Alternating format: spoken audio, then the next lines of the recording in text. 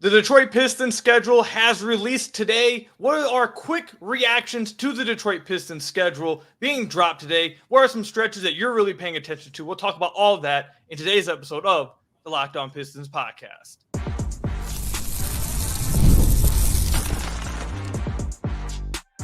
You are Locked On Pistons, your daily Detroit Pistons podcast, part of the Locked On Podcast Network, your team every day. What's the deal? Welcome back to another episode of the Locked On Pistons podcast. Per usual, I am your host, Kook Hill. You can find me over on Twitter at Kook Hill. We are joined by our friend of the podcast, Czar. We're going to be talking about the Detroit Pistons schedule dropping today. First, I want to thank you guys all for making Locked On Pistons your first listen of every single day. We're free and available on all your podcast platforms. If you haven't already, head to the YouTube channel at Locked On Pistons. Hit that subscribe button or leave us a 5-star review on whatever podcast platform you're listening to this on. That's another great way to support the podcast. And today's episode is brought to you by FanDuel. Make every moment more. As the playoffs have winded down, the Olympics have even winded down, the sports have stopped sporting like we want them to. But this summer, FanDuel is hooking up all customers with a boost or a bonus daily. That's right. There's something for everyone every single day, all summer long. Visit FanDuel.com today to get started. So today we are actually recording our first ever live podcast. I'm recording this live on YouTube.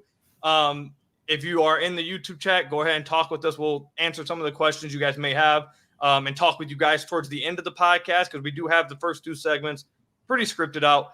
For those of you guys listening on the podcast version, if you guys want to be a part of a live recording, I might do more of these moving forward. Just go subscribe to the YouTube channel at Locked On Pistons, and then you'll get notified anytime we go live over there. So I really appreciate all of you guys. But let's get into this, Czar. The Pistons schedule has dropped. There's a few things that we're really going to get into in the second segment. But first, I want to just get your quick reactions to the Pistons schedule dropping. Did you like the tweet they did, the little video with the dancers? What do you think about that? Okay, so like compared to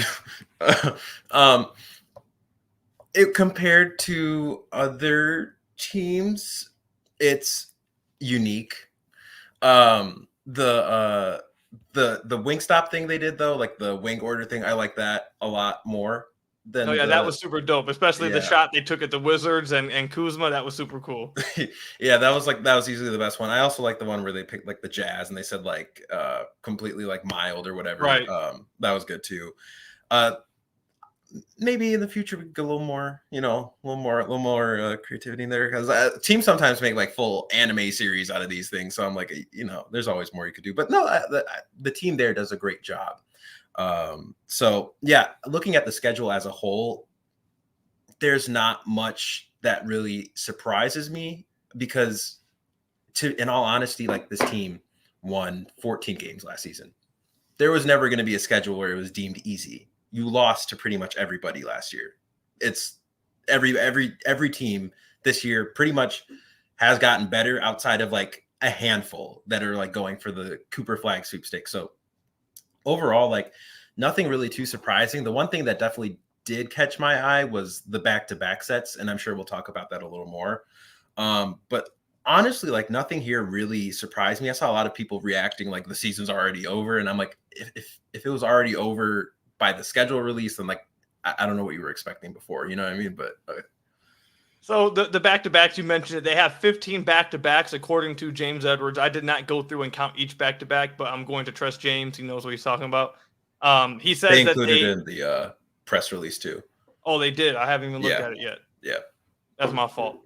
But he said that they are. It's not the league leader this year, so that's not. At least they're not the worst in the NBA. My quick reactions were, and we're really going to dive into what my biggest takeaway or biggest concern, I guess, about the schedule in the second segment. But my quick takeaway is the Pistons start off the season with certainly it's certainly a good. It's a start. That's what I'll call it. It's certainly a start. So they open up the season. Their opening night is against Indiana. That's happening on the 23rd of October. They then immediately play 3 games in 4 nights to start the season. They start off against Indiana. Then they have a back-to-back Cleveland and Boston. They're at Cleveland, then at home against Boston. Then they got a day off. They play against Miami in Miami. Then they get a day off and they play against Philly in Philly. So that's how the opening stretch of the season starts in October. All of those teams made the playoffs. Obviously, Boston are the champions. Cleveland was decimated by injury. They could have made it to the Eastern Conference Finals, maybe, if they weren't, destroyed by injuries. Miami, everyone respects Miami all the time, even though sometimes they just don't show up. So, but they have everyone's respect all the time. Philadelphia obviously has Joel Embiid, a really good team, contending team, and then Indiana, who just made the Eastern Conference Finals. So, and then right after the Philly game, they get a day off and they play against New York. So that's a really we're gonna dive into that more later. Just stay tuned for that. But my immediate takeaway was, man, that's a hell of a start to the season. You not even just the opponents they're going against. 3 games in 4 nights is damn, you got that's how you start. 3 games in 4 nights. That's fun. But at least 2 of them are at home. But outside of that, there was nothing else that immediately jumped out at me. They do have the Cup quarterfinals and all the in-season quarterfinals, all the in-season stuff on the schedule as well. That's going to be happening from December 10th to the December 17th, which, by the way, December 10th is my birthday. Hopefully there's some good luck on that day. Hopefully the Pistons are in the quarterfinals that day and I can go see the game. That would be dope. Actually, no, they're not in here. They're in Las Vegas, right? Don't they go to? I was going to say, if it's the quarterfinals, I do think it's Las Vegas. Yeah. I won't be seeing nothing either. Unless you're trying to go out to Vegas. Nah, we ain't going to Vegas. I was supposed to go to Vegas the summer league, but man, I hear so many scary stories about Vegas. It's just like I want to stay away from it. Yeah, my boy Jake moved out there, who I run bully ball with at Real Bully Ball. Always got to plug it. He moved out there, and it's if you're built for the heat, you can go, but if not, it's gonna be a struggle. Bro, I've heard so many scary stuff about the heat, man. I went down to Florida and I felt like I was melting, and that's Florida. So Vegas is what it is. Is there any interesting games? Is there any games that you're really looking forward to maybe going to, that you really are interested in seeing, that you think is a highlight game of the schedule that immediately jumped off to you? I have 2. Well, the first one is kind of a easy one. It's opening night, and it seems like a cop out, but really it's a great test to see where they are, because Indiana, like we mentioned, is coming off of a conference finals run. They didn't really make a lot of huge improvements, so it's basically the same team that put a whooping on the Pistons this last year. If they can stack up a little better against Indiana this year, that might be able to show you, obviously not right out the gate, you can't judge everything by one game, but just seeing the very first game of how JB is going to use guys, how they match up against a much better team in the same division. All those things I'm looking for in the first game of the season. And I think also and not necessarily fully related to the basketball aspect, but I'm honestly curious how the turnout is for opening night, because it's no secret the Pistons are in the worst position they've ever been in as a franchise. I was listening to Corey Woods, shout out to him. He did an interview with Isaiah Thomas, and I was listening to it earlier, and there was that clip where he was talking about how disappointing it is that we're looking for 25 wins this season, how far they've fallen.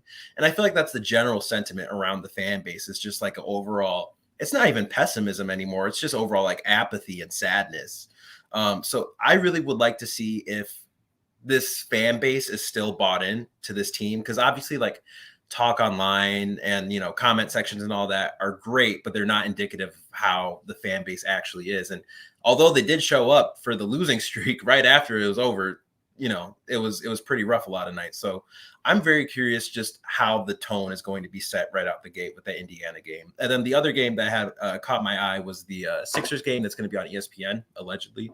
We'll see if it actually stays on ESPN. The Pistons haven't had an ESPN game since the Cade versus Jalen Green game back in 2020. I want to say it was late 2021.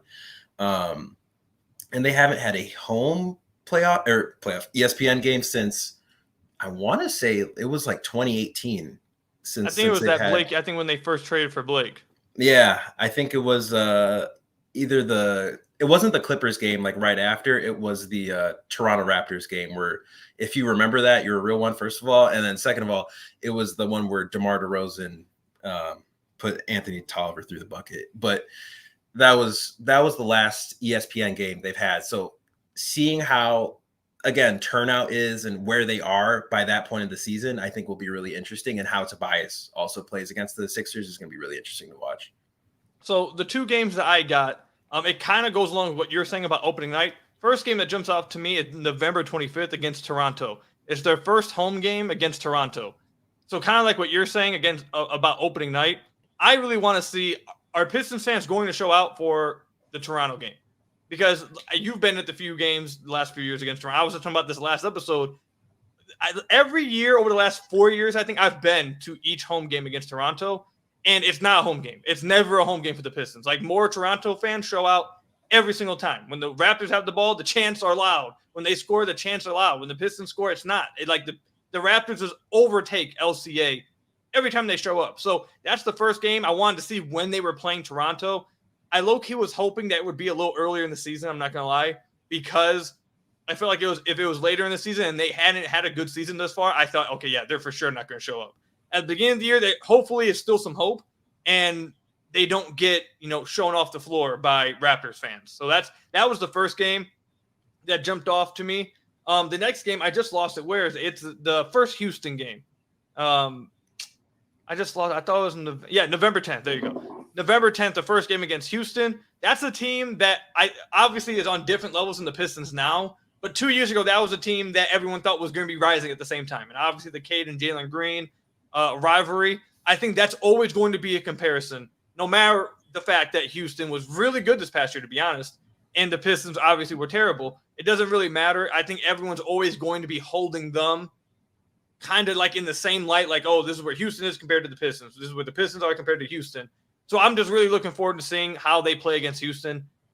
This past season would say that it's not going to be that great, but you hope that gets turned around this year. So we'll see. That's the two games that immediately jumped out to me. They're early games, but I think those two games are games that really will show me something. One with the fans for the Toronto game, and just two to measure them against Houston,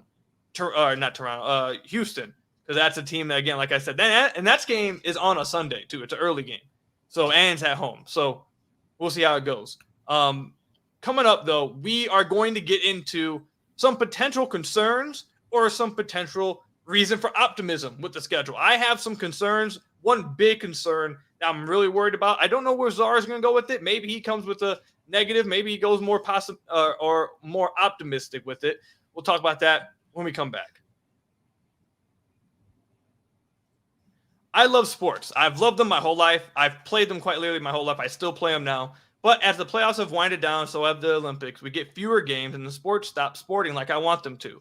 But FanDuel lets me keep the sports going whenever I want. All I have to do is open the app and dream up bets anytime I'm in the mood. And this summer, FanDuel is hooking up all customers with a boost or a bonus daily. That's right. There's something for everyone every single day all summer long. So head over to FanDuel.com and start making the most out of your summer. I've told you guys this many times. A few years ago when betting became legal in Michigan, I didn't know where to go. I didn't know anything about it. I tried out FanDuel, and I have not turned back since. Not only is it super easy to use, super self-explanatory, but most importantly, it's extremely fun to use. So head over to FanDuel.com and start making the most out of your summer. That's with FanDuel, the official sports betting partner of Major League Baseball. So I want to thank you guys again for making Locked On Pistons your first listen of every single day. We are free and available on all your podcast platforms. If you haven't already, head to the YouTube channel at Locked On Pistons. Hit that subscribe button or leave us a 5-star review on whatever podcast platform you're listening to this on. That's another great way to support the podcast.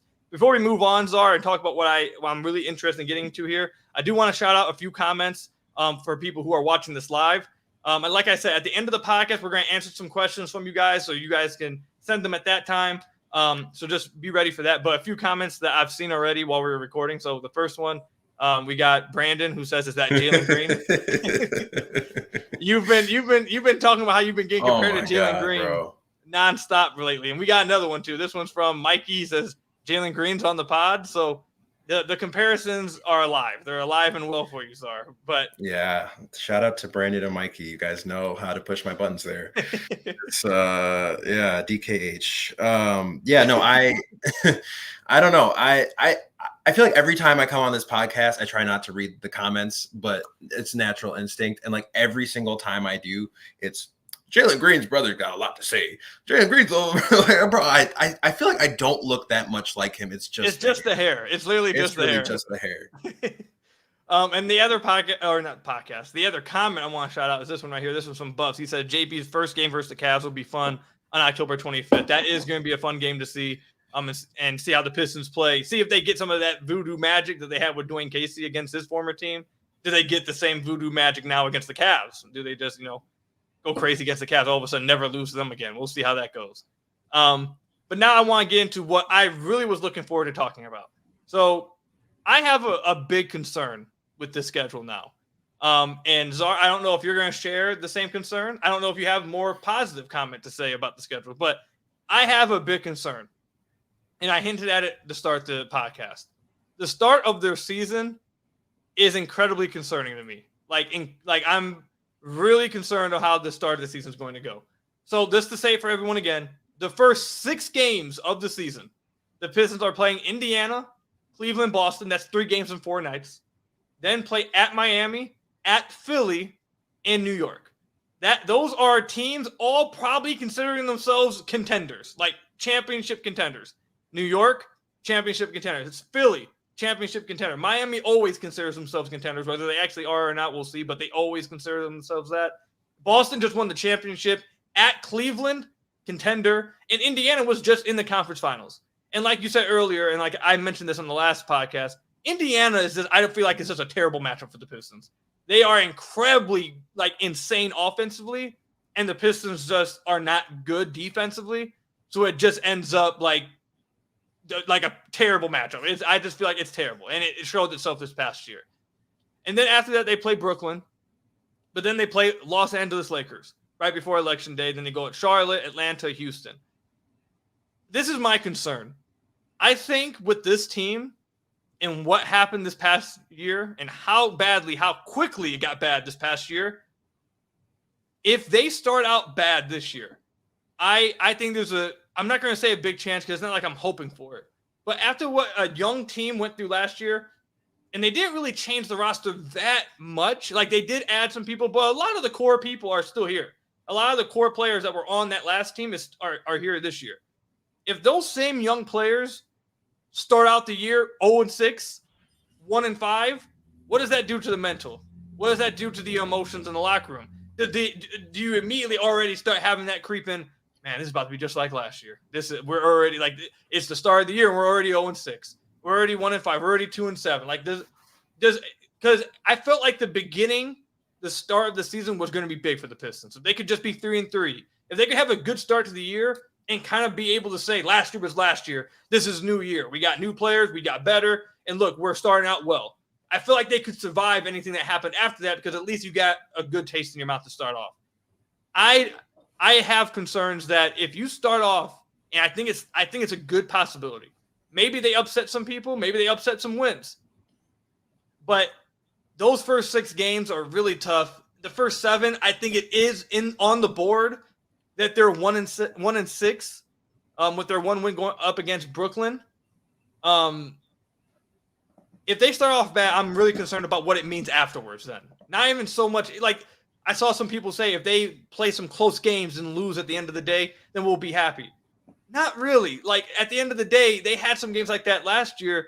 And like I said, after last year, how bad this past season was, if they then start off 1-6 right out the gate, I have concerns that the locker room may be like, man, here we go again. And it may start to sputter from there. If anything we learned, and I'll give it to you, anything we learned from last year, things can go downhill quickly. If you don't get a hold of it quick, things can go downhill quickly and you don't even know it. It's just like a snap of the fingers. You're like, oh my God, what happened? So that's my concern. Just the start of the year, I think, is critical for the team. I'm fully with you on that. And I think that's going to be and that's why I circled literally opening night as one of the most important games of the season, is just because how are they going to react to these situations? Because for the most part, this is a pretty new team. There's who's on the team that was on the team last year? It was Cade, Ivy, Stewart, Sasser, Duran, and Asar, and is that it? I think so. That's 6 players, right? And they're all young. So you're adding basically a mostly new roster onto a new coaching staff, onto a new front office. So I think in that early stage of, and especially if they do struggle, I think this is where JB, this is where Trajan really make their money.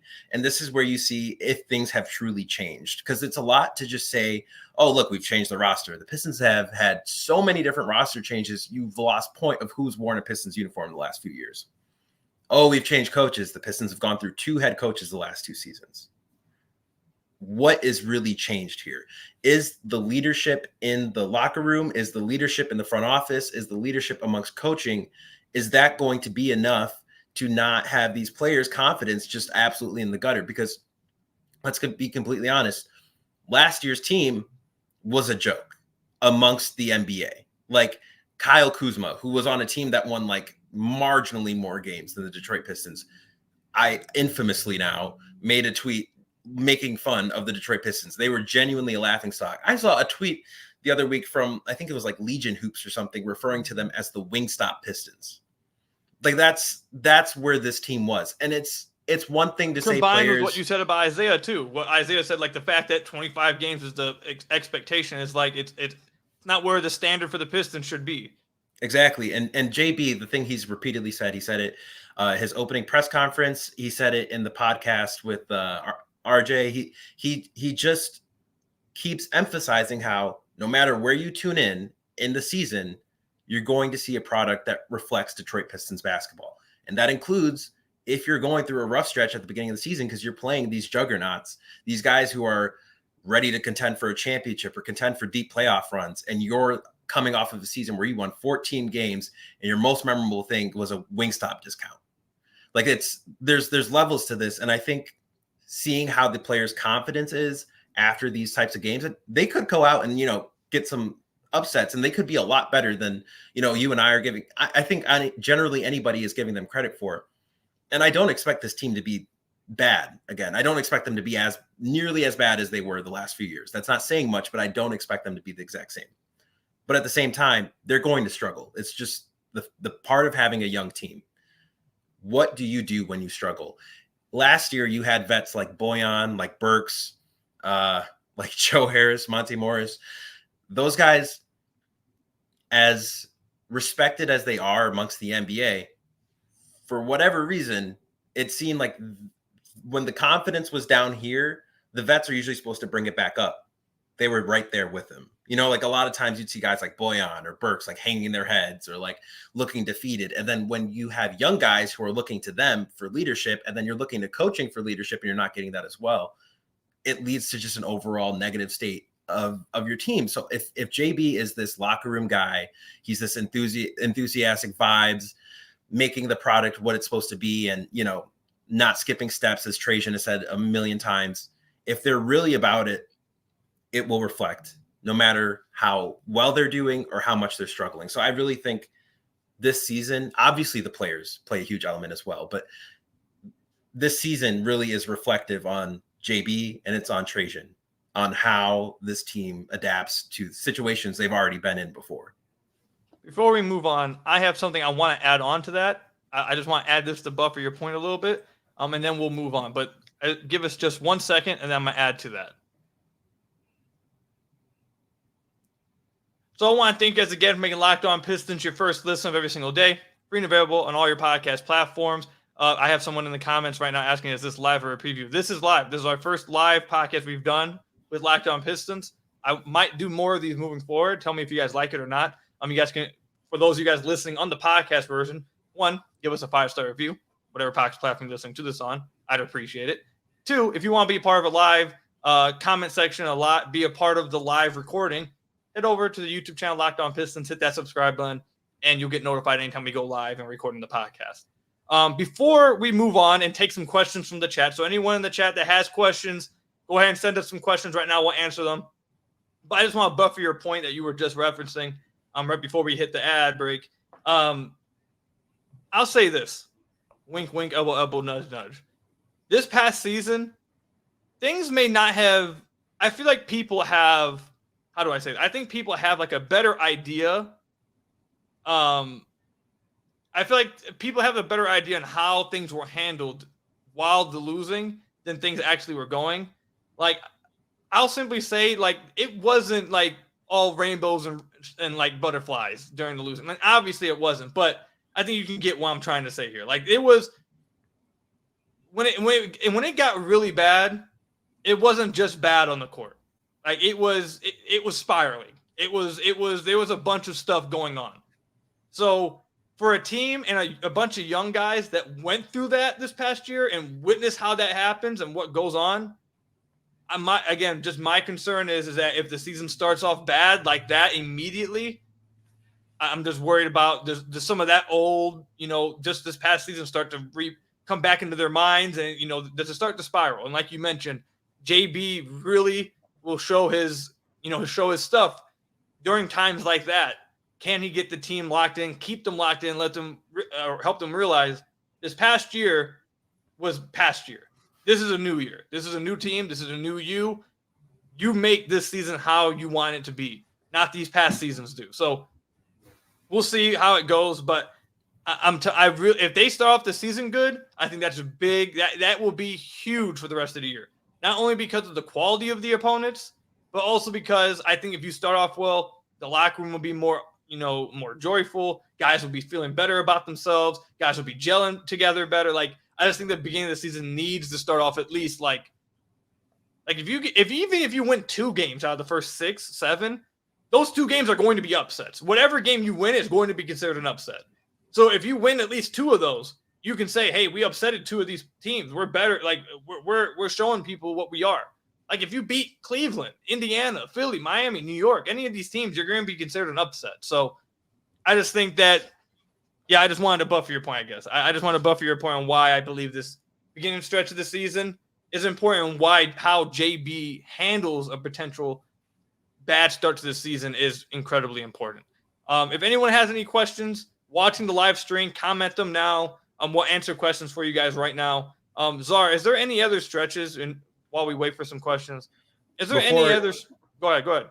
Yeah, before we get to that part, I just to add on to that a little bit, like referencing beginning of the season, first 4 games last year, the Pistons were the Showtime Pistons. You know what I mean? Like it was a whole different scenario. So I think part of it too is like if they do come out strong, it's a thing of not getting too high, right? Like a thing of not getting too high and not getting too low. And another point I did want to mention, like we can move on after this, but I think I wanted to mention just about like the whole joke thing and like the Wingstop stuff and everything that happened last year. Players, I mean, they're around my age, right? Like I just turned 22. We're all born into the online generation. And the Pistons, any corner of the internet you went last year, they were all over the internet for how bad they were and people making skits, jokes, memes, you name it. The Pistons were literally like the joke of the NBA. And I guarantee you the players saw all of it. There's no way they didn't. So I'm really curious to see if they took any of last season as well as motivation as we can't let this happen again, or if they do start to struggle again, and hopefully not to the same extent that they did last year, because if that happened, I don't even know. But if they do start to struggle again, do they go back to like where they were last year? And that's what they reference as like like maybe we're stuck here type of thing. So I'm just overall curious on like the mental state of the team. You know what I mean? It's a young team still with new veterans, but as a young person myself, I see stuff online and like it still affects me. So I really am curious just how they adapt. So I'll add to that saying I'm a little bit older than Czar, just a little bit. Don't be going out there calling me older anyhow. Just a little bit. I'm 26, and I'll simply say, as someone who's 26, I still also. I mean, I feel like everyone around this age group, like between 20 to 28, that initially started off with the social media age. I feel like that, like what you said, is a good point for all people around that age that are just getting into the NBA. Like young players, they see everything online. And I guarantee you, if the Pistons were to start, let's just say 0-4, 0-5, like okay. See, I already see someone commenting "Ku-Unk status." No, like, that's not. It's not happening. It's not happening. But like if the Pistons were to start 0-4, 0-5, the Wingstop tweets are already starting up again. Like, oh, these guys ain't getting Wingstop again, or they'll start making jokes again. Like, and they'll see that. Like, everyone will see that. So I do think that one aspect that I've learned covering the team over the last few years, and I know you have as well, but covering the team over the last few years, a young team, people outside of, that aren't covering the team, that are just fans, I don't feel like they put enough thought into like the mental, like you mentioned, and the overall emotions of players this young and how that can quickly affect teams and affect the locker room, because it does. So that's like this is all, we're saying the same thing, but it's just better points, more points confirming what we're talking about, why I believe that opening stretch is so important. All right, so let's go ahead and get to some of the comments. This one's from Antonio. Says, I think the simple fact that Monty isn't our coach anymore will allow us to fare a lot better in the midst of a period of turmoil. Do you agree with that, Czar? Well, that's beautifully said.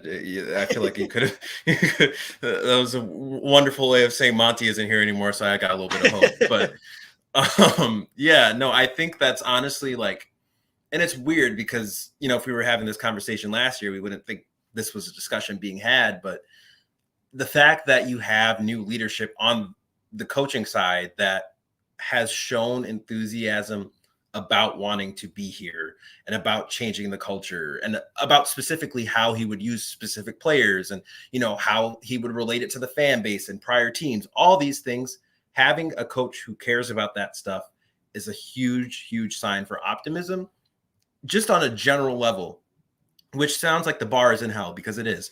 And like last year, Monty, around this time last year, like people were saying like, oh, we have Monty, Casey's coaching was outdated. I don't think a lot of people really factored in that Monty never really showed what he would do with this team. He did so many interviews. I remember Summer League, he did an interview, his press conference, like, and any of those things, he never really mentioned what he wanted this team to look like and what he wanted the team to be like. And then obviously the results showed on the court, and obviously it's not all entirely on him, right? Like I don't want to come out and be like, oh, Monty is the reason the team won 14 games last year, right? But did he play a very large part in it? Yeah, absolutely. And I think having a guy in charge who seems to be more of a optimistic voice and passionate voice than Monty was last year is a huge start. So I do agree. Yeah, I agree as well. Don't need to go too long with that, but yeah, I agree. Monty was not good, and JB, it can't get worse, basically. Like, you can't get worse than what Monty did this past year. You just can't. And I think it seems like JB is much more bought in. And again, like you said, the bar is in the ground. Like the bar is 6 feet under. But yeah. Like he very much looks like he's at least bought in and excited about the opportunity. Like, he hasn't mentioned the money being a reason why he signed here once yet. So let's just go ahead and give him a check mark for that. The next one is from Buffs. He says, favorite moment from last year, weren't too many good stretches, but is there a moment that stands out to you? Immediate one for me. I had one that I was going to say, but I would have gotten ousted. But the other, the one I'm going to go with was Cade's stretch when it looked like Cade after each game, he looked depressed. And at one point after one game, it looked like he was literally on the verge of tears. But during that stretch, it looked like we had gotten a glimpse of what Cade at his best would look like, and him trying to just will teams to a victory. Because during that stretch, he completely it looked like I'm not passing the ball. I got to give us some win. He did everything. He had 2 40-point games. I think you got a glimpse into the best possible Cade Cunningham during that stretch. And I thought it was, out of all the bad things that happened this past year, I think that was one of the good insights you got of Cade can raise his level to that if he needs to, when he needs to. And the team's probably going to need that from him on a night in, night out basis now that he got this contract and as he gets closer to his prime. So that was my favorite stretch. Real quick on that, because I don't want to spend too much time on it, but one, I was going to say that, but then I happened to remember being in the room for that game where they lost against Utah and seeing after, man, when he walked. And so here's some behind the scenes stuff for people who've never been in the Pistons media room. There's a door behind where you see the, Pistons logo banner, whatever. And when he came through that door, I will never forget the look in his eyes. They were red. And I never felt so bad for a professional athlete. I'm there objectively as media, and I still can't help but feel bad for the guy. Cause you can see he's really giving it his all. And it's nothing is helping. So that was quite depressing. But if I were to pick a favorite moment from last year, and I did want to mention this earlier, was Celtics. They played the Celtics early this season during the losing streak, that game against the Celtics, where it was honestly like the NBA finals on the timeline. Like, people were so tuned into the Detroit Pistons at that point. Like, it was ridiculous. Like, I'm sure a lot of people were streaming Sting or whatever, but League Pass subscriptions had to be super high at that point because a lot of people were tuning in specifically for the Detroit Pistons. So I think, yeah, that Boston game was the game of the season in my eyes. Like, I watch a lot of NBA basketball. I can't say there was a better regular season game than the Detroit Pistons versus Boston Celtics, which sounds absurd to say, but it was really an incredible game. I remember that game. It was the Pistons were like up by 10 or something at halftime, and then it just all kept going down after that. Yeah. I remember that game. All right, we'll wrap it up with this question from Mikey. Any chance the Pistons make the play-in? Zara, I'll let you go first. We talked about this a little last time I was on the pod. Do I think there's a chance the Pistons make? Before you go on, Mikey also said, you graduated in high school 8 years ago, buddy. Hashtag unk status. Bro, stop. I can't believe I'm coming up on 10 years since high school. Like that is actually insane. But go ahead. No, my brother was giving me, like, he was like, oh yeah, you graduated 4 years ago, unk. I was like, okay. But no, as far as chance at the play-in, I think, do they have a chance? Absolutely. And I think I'll mention this again. Their competition for what I'm assuming would be around the 10th seed would be Charlotte, who I think on paper the Pistons are better than. You have Toronto, which some people would say is a toss-up. I think a lot of what goes on with Toronto this year is RJ Barrett, Scotty Barnes. Does Grady Dick play efficient basketball this year? Like, those things will all play a factor, but they're really a big question mark. And then you look at Atlanta, which could be in the 9-10 seed range. It could be in the 11-12 seed range. It's still a fight. And then you have Detroit.